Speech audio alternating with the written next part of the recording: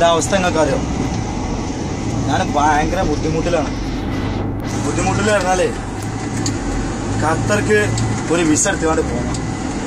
2022 world കപ്പിന്റെ ആകാശം വെച്ചാണ്. അതിക്ക് സ്റ്റേഡിയം ഉണ്ടാക്കുന്നിടത്തേക്ക് മണ്ണടിച്ചാണ്. നിങ്ങളോട് പറയാനേ ഇവിടെ വന്നു നോക്കിയപ്പോഴല്ല അവസ്ഥ. 1.25 ലക്ഷം റുപ്യ ചെലവാ ഇവിടെ വന്നാൽ ഖത്തറില് വന്നാൽ. അല്ല പുറത്ത് 10-53 ഡിഗ്രി ചൂട്. വണ്ടി കുഴപ്പമൊന്നുമില്ല. ആ കാര്യത്തിലൊക്കെ നമ്മളെ സന്തുഷ്ടനാണ്. എന്നാ അതുകൊണ്ട് വലിയ കാര്യമുണ്ടാ? ഒരു കാര്യമില്ല. പൊള്ളാണ് മക്കളെ, പൊള്ളാണ്. ഇറങ്ങാറായിക്കണ മനസ്സിലാവും. ഇറങ്ങാറായിക്കണേ. വരുമ്പോ കൊടുക്കുന്നതോ 3 പാന്റും 4 കുപ്പായം കൊടുന്ന്.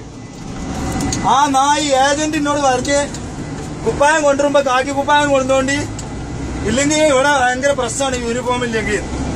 ഞാൻ അതും വിശ്വസിച്ച് നല്ല 2-3 കാക്കി കുപ്പായം ഒന്നിൻ്റെയൊക്കെ ഉള്ളതും കൂട്ടി 3 കാക്കി കുപ്പായം അടിച്ച് ഒച്ചക്കായൊക്കെ പോയി. ഇവിടെ എന്തത്ത് ഇത് ഗൾഫല്ല, ഖത്തറ് നല്ല ഗൾഫ്. എന്തത്ത് കാക്കി കുപ്പായം ഇവിടെ കാക്കി കുപ്പായത്തിന്റെ ഒന്നും ആവശ്യമില്ല. വെറുതെ പറയാ.